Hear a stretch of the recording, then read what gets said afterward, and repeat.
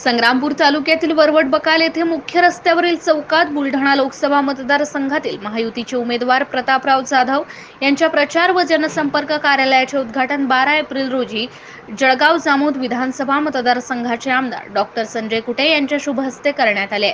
यावेळी महायुतीतील भाजपा, शिवसेना, राष्ट्रवादी काँग्रेस पार्टी, रिपाई, आठवले गट, पिरिपा, कवाडे गट, रयत क्रांती व मित्र पक्षाचे सर्व जिल्हा पदाधिकारी, तालुका पदाधिकारी, महिला आघाडीचे पदाधिकारी, कार्यकर्ते मोठ्या संख्येने उपस्थित होते। बुलढाणा लोकसभेचे उमेदवार प्रतापराव जाधव यांच्या विजयासाठी महायुतीच्या सर्व पदाधिकारी व कार्यकर्त्यांनी घराघरात जाऊन देशाचे पंतप्रधान नरेंद्र मोदी यांच्या कार्याचा, योजनांचा, विकासाचा आलेख मतदारांना सांगून राष्ट्रहितासाठी तसेच देशाच्या विकासासाठी अब की बार 400 पार प्रमाणे प्रचाराला सुरुवात करण्याचे आवाहन यावेळी आमदार संजय कुटे यांनी कार्यकर्ते व पदाधिकारी यांना केले। प्रतापराव जाधव यांनी आपल्या 3 टर्म खासदारकीच्या कारकिर्दीत बुलढाणा जिल्ह्यात अनेक विकास कामे केली आहेत, तर भूमिपुत्र म्हणून आज त्यांची जिल्हाभर मतदारांना ओळख आहे। अशातच संपूर्ण बुलढाणा लोकसभा मतदारसंघात महायुतीचेच आमदार असल्याने आपण संपूर्ण बुलढाणा जिल्ह्याचा विचार न करता आणि देशाचे पंतप्रधान नरेंद्र मोदी यांच्या हाताला अधिक बळकट करण्याची भावना जनसामान्यांपर्यंत पोहोचवून प्रत्येक कार्यकर्त्यांनी तसेच बूथ प्रमुखांनी आपापली जबाबदारी स्वीकारावी असे प्रतिपादन सुद्धा आमदार कुटे यांनी आपल्या भाषणातून केले। MCN न्यूज मराठी करिता रवींद्र शिरस्कार, वरवट बकाल। आता मी बोलणारा तुमच्या समोर आहे। ही राष्ट्रवादी काँग्रेस पार्टीचे आमचे नेते आदरणीय शिंदे साहेब हे आमचे उमेदवार होते आणि आदरणीय शिंदे साहेब उमेदवार असताना त्यावेळेस धनुष्यबाण आणि घड्याळ असा सामना तुम्हाला पाहायला भेटला। काही आमची होते, काही तुमची होते, परंतु मला हे सांगायचे या ठिकाणी हे आहे, या जिल्हाभरात प्रतापराव जाधव साहेब यांच्या विरोधात शिंदे साहेब हे निवडणूक लढले। या जिल्ह्यातला सर्वात मोठा उमेदवार शिंदे साहेब होते। त्यावेळेस संजय कुटे यांनी या जळगाव मतदारसंघात मोठ्या संख्येने लीड दिला, आमचा पराजय केला, आम्हाला धोबी प्रचार केला। मग आता तुम्ही सांगा मित्रांनो,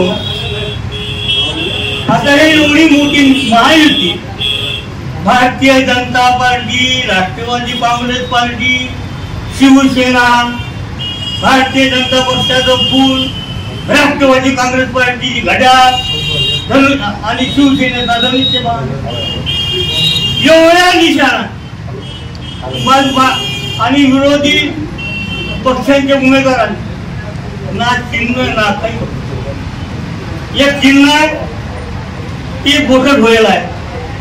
पहिली गोष्ट ती शोधावी लागते आणि म्हणून मित्रांनो या ठिकाणी एवढा मोठा ग्रुप बसलेला आहे आणि या जळगाव जामोद मतदारसंघात एवढे मोठे विकासाचे काम आदरणीय नरेंद्र मोदी साहेबांच्या नेतृत्वाखाली केंद्र सरकार आणि राज्य सरकार यांच्या माध्यमातून जो विकास झाला हा कोणीही नाकारू शकत नाही। आणि त्या दिवशी या ठिकाणी वरवट बकालला सभा झाली। आदरणीय संजय कुटे यांचा विकास कामाचा फाळा आमच्या नेते आदरणीय शिंदे साहेबांनी वाचला। त्याची बोलता त्यांनी सांगितलं का हे सारं झालं, सारं झाल्यानंतर का आता काय शिल्लक राहिलं, त्यांनी सांगितलं मग विमानतळ शिल्लक राहिले बुलढाणा। म्हणून संजय कुटे आमदार साहेब आता जर विमानतळाला आणखी तुम्ही बुलढाणा जिल्ह्यात मेहरबानी करून बुलढाणा हटाव दिला, ते नामोठा तुमच्या मतदारसंघात हे जरी म्हणत असतील तर राजीव ठाकरे का आपल्याला आपला म्हणणं की इकडे जाऊ देता। पदाधिकाऱ्यांनी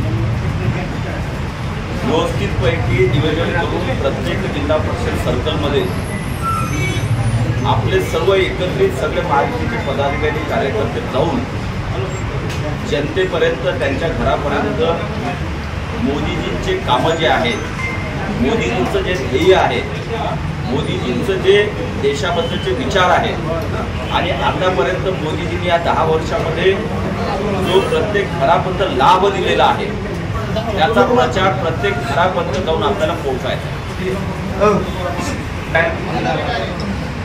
आणि 23 तारखेला प्रचार बंद होईल, 24 तारखेला. त्यामुळे फक्त 10 ते 11 दिवस आपल्याजवळ आणि 10 ते 11 दिवसाचं नियोजन हे कोणतंही असं गाव राहता कामा नये जिथं आपला रॅली किंवा डोर टू डोर प्रचार होणार नाही, असं एकही गाव राहता कामा नये. कारण जनता जरी तयार असली तरी पण आपला कार्यकर्ता जर पोहोचला नाही तर त्यांना कोणी विचारत नाही अशी एक भावना ही जनतेमध्ये निर्माण होते आणि ती भावना होता कामा नये. त्यासाठी आपल्या महायुतीच्या कार्यकर्त्यांनी प्रत्येक घरापर्यंत आदरपूर्वक गेलं पाहिजे. म्हणजे बऱ्याच वेळा प्रचारामध्ये काही आपलं पत्र असलं तर आपण घरात टाकतो निघतो असं करू नका, कारण तो त्यांचा सन्मान असतो, त्या घरातल्या लोकांचा, त्या मतदारांचा सन्मान करण्यासाठी आपण जात असतो. म्हणून सन्मान जेव्हा आपण करतो तेव्हा घरामध्ये जाऊन त्यांच्याशी एखादा मिनिट शांततेनं चर्चा करता आली पाहिजे, त्यांच्याशी बोलता आलं पाहिजे आणि त्यांचेही विचार ऐकून मोदीजी आणि माननीय खासदार प्रतापराव जाधव किंवा आपल्या मतदारसंघात झालेला विकास तर सगळ्यांना माहिती आहे, पण तो आज हे काही या विकासावर होणारी लढाई नाही आहे की रस्ता झाला, गावातलं समाज मंदिर झालं, हे झालं, ते तर आहेत, ते सकारात्मक आपल्या मतदारसंघामध्ये सांगण्याचे मुद्दे आहेत. परंतु आपल्याला सगळ्यात मुद्दा जो आहे तो हाच लोकांपर्यंत पोहोचायचा आहे की ही देशाची निवडणूक आहे, ही गल्लीतली निवडणूक नाही. आणि त्यामुळे देशाचं भवितव्य जे आहे ते कोणाच्या हातात सुरक्षित राहू शकतं, देश हा जगामध्ये 1 नंबरवर कसा पोहोचेल त्याचं ध्येय आणि त्याची दृष्टी कोणामध्ये आहे आणि ती मोदीजींच्या व्यतिरिक्त कोणात नाही, हे जनता चांगल्या प्रकारचे 10 वर्षाच्या कार्यकाळाचे त्यांचा अनुभव आहे. आणि म्हणून देशाचा जो झपाट्यानं विकास होतो आहे, देशाची जी प्रतिमा जी आहे ती जगामध्ये ज्याप्रमाणे 10 वर्षामध्ये उज्ज्वल करण्याचं काम मोदीजींनी केलं, आज विश्वामध्ये सगळे देश ज्या आशेनं मोदीजींकडे आणि भारताकडे पाहतात की भविष्यातलं नेतृत्व 10, 15, 20 वर्षातलं नेतृत्व जगाचं जर असेल तर ते मोदीजींच्या रूपानं किंवा येणारी जी पिढी आहे त्यांच्या माध्यमातून हे देशाचं नेतृत्व जग करू शकतो. अशा प्रकारची रचना किंवा अशा प्रकारचं एक काम जे आहे ते जगभर मोदीजींनी केलं आणि म्हणून 10 वर्षात केलेले कामं त्याहीपेक्षा आता पुढचे 5 वर्ष हे अतिशय महत्त्वाचे 5 वर्ष आहेत देशातल्या पुढच्या पिढ्यांसाठी.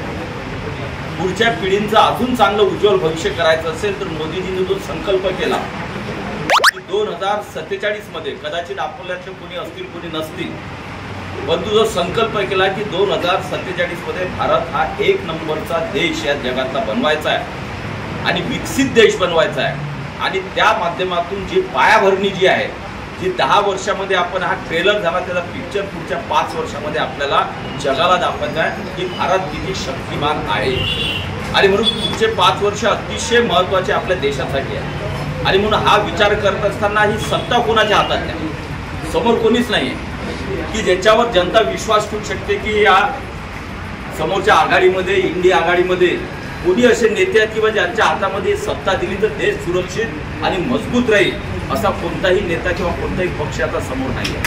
आणि त्यामुळे मोदीजींवरचा जो विश्वास आहे तो फक्त आपल्या बोलण्यातून आणि सकारात्मक बोलण्यातूनच आपल्या जनतेपर्यंत पोहोचायचा आहे. मला वाटते कुठेही नकारात्मकता आपल्या कार्यकर्त्यांच्या मनामध्ये कुठेही असता कामा नये, कारण या देशामध्ये जेवढेही 545-43 उमेदवार